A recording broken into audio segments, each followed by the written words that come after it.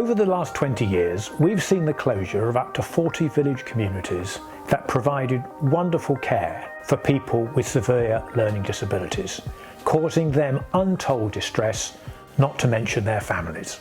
And one reason this came about was because of money. Care providers, many of whom are charities themselves, as well as local authority providers, had a financial incentive to close village communities.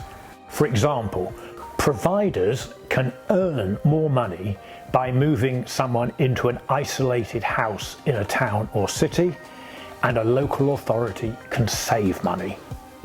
Care providers can receive more recurrent income through the supported living mechanism by charging higher rents. At the same time, the care provider can make a one-off financial gain by selling off the village community, which is often situated in affluent commuter suburbs, to a property developer. This is currently being done by a charity called HFT, who have recently closed a village community at Warburton Close, and it is currently up for sale on the market today. I believe it's what they also intend to do with their community in Kent called Eden Bridge, and it certainly was what they intended to do with Stanley Grange, where my brother Bernard lived for 35 years. In the years prior to the proposed closure of Stanley Grange, they systematically ran down the site, they dramatically cut expenditure on refurbishment and maintenance, making the site appear uncared for and unloved.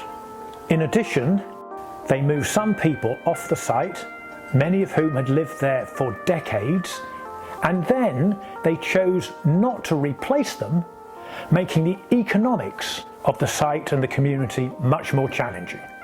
And this was at a time when we as families were trying to buy the site from HFT and bring on board other care providers.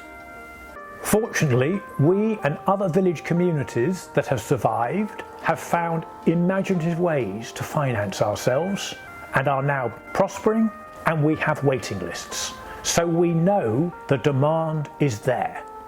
That's why our campaign is so important.